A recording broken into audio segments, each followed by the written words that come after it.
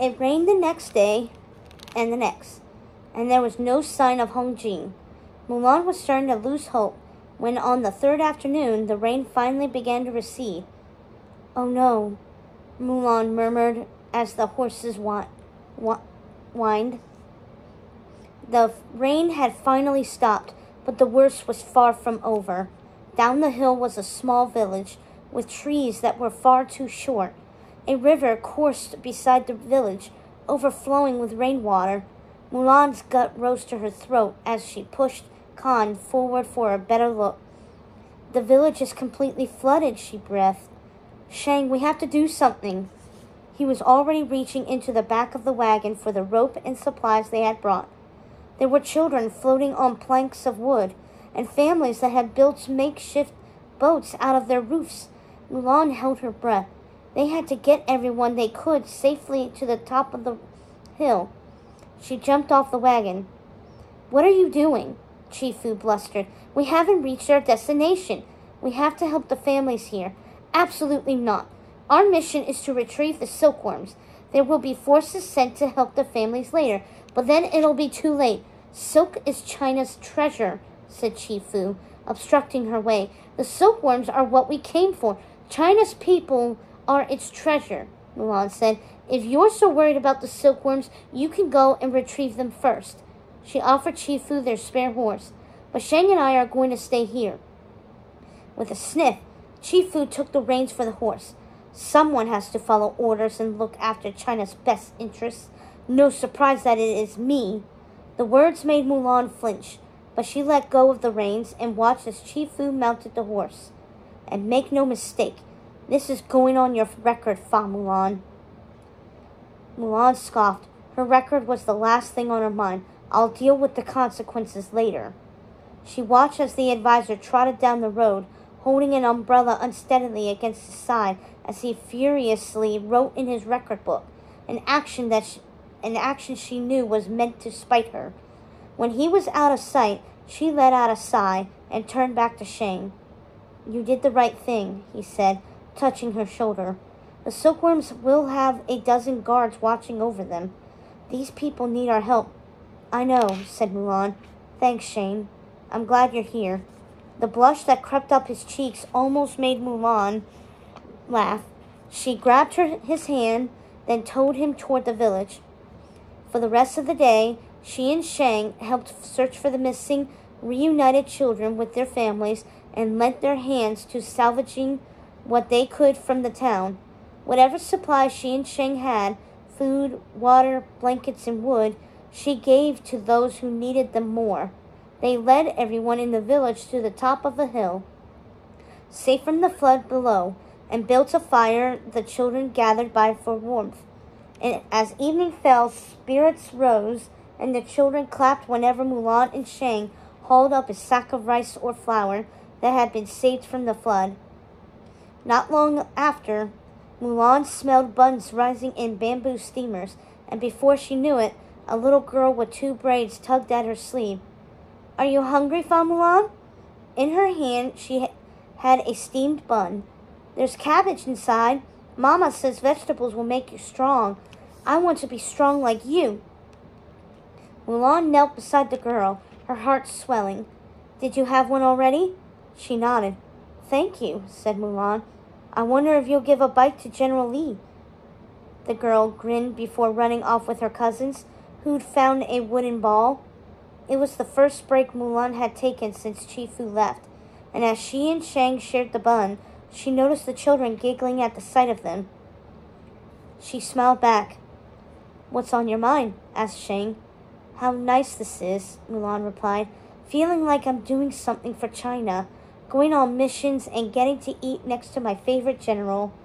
Shang inched closer to her. "It'll be the first of many." Once they had finished their snack, Mulan and Shang helped the villagers set up tents to spend the night. In the morning, Chi-Fu was back. He held his head high and carried a wide box on his lap, with 2 more boxes strapped behind him on the horse's rear. "Behold, China's treasure has been saved," he cried as his horse ascended the hill. "No thanks to Fa Mulan." No one applauded his arrival. The villagers merely ignored Chi-Fu. With a harump, he made for one of the tents, making a show of scribbling notes. Day 4, and Mulan did nothing to help retrieve the Imperial silkworms. He muttered loud enough for her and Shang to hear. Shang curled his fists at his sides. What a useless, pompous... Mulan shook her head. There's no point getting upset. Of course there is. I won't stand for him trying to get you fired over this. If he does, then I'll go home, Mulan said calmly. I didn't want to be an advisor in the first place. You didn't want to be a soldier either, Shang reminded her, but you turned out pretty good at it. Only pretty good? Shang smiled, and Mulan did too. You'll make a great advisor. You know how I know? Because you have the courage to do what you know is right, rather than what others have told you to. The words warmed Mulan. But before she could come up with a reply, she spied Chi-Fu emerging from the tent. He was wearing silk slippers and chasing after a child who had taken his hat to play with. Why, you ill-mannered young rascal, Chi-Fu cried. Give that back! Give that, Chi-Fu! Watch out! Mulan shouted as Chi-Fu ran down the hill and slipped into a puddle of mud. He fell ungracefully, plopping into the muddy tracks. But as he tried to get back up, he couldn't find a foothold. He let out a scream as he started to skid down and down the hill, into the river. Mulan gasped. We've got to help, she said to Shang, before grabbing Cricky and leaping onto Khan. Shang mounted his horse, and together Mulan and the general went speeding down the hill after Chi-Fu. But there was no way they could keep up. Luckily, she and Shang had some experience in daring rescues. She threw a glance at her fellow soldier, and he nodded, already knowing the plan. He quickly began tying an arrow to one of the ropes they had brought. The water was fierce, and the window was saving Chi-Fu was narrow. You ready to be a hero, Shang? Said Mulan.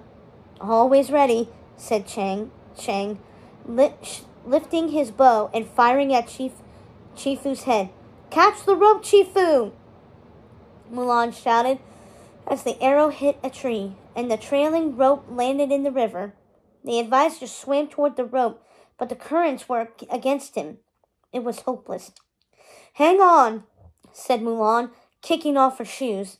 She dove into the river after Chi-Fu, swam with all the strength she could muster, and grabbed the end of the rope. The waves were strong, but her training in the army had prepared her well. She wouldn't give up. Got you, Mulan said, hooking an arm over the Emperor's advisor. She tied the rope around Chi-Fu's waist, then made a loud whistle. At the sound, Shang freed the arrow from the tree, and his horse changed directions, dragging Mulan and Chi-Fu away from the flood and back up to safety.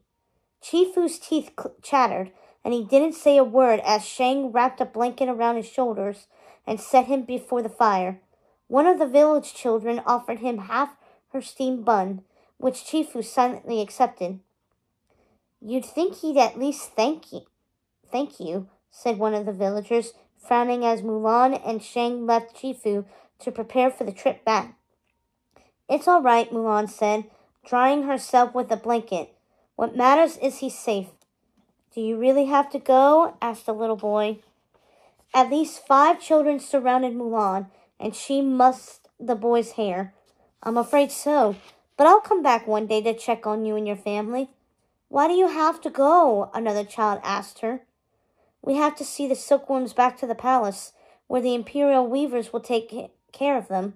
Mulan smiled at them, and Cricky hopped onto the boy's shoulder. Don't worry, I'll ask the Emperor to send more food and supplies your way so you can rebuild once the floods have cleared. First chance I get, I'll ride back to check on you all. With General Li Shang? Yes, Mulan promised. Then, trying to hide her reluctance to leave, she returned to the carriage. Chi-Fu had already stepped back inside. He didn't say a word to Mulan or Shang, even when they began their journey back to the Imperial City. When Mulan glanced back at him, Chi-Fu was asleep, still hugging the crates of silkworms. I have to hand it to him, she murmured to Shang. He does take his job seriously. She glanced at the record book, tucked tightly under his arm and wondered just what he had written about her. She sighed. Her first and last mission was done. To her, it had been a success, but she knew Chifu wouldn't say so in his notes. At least I'll have plenty of stories to tell back home, said Mulan cheerfully. You'll visit me, won't you?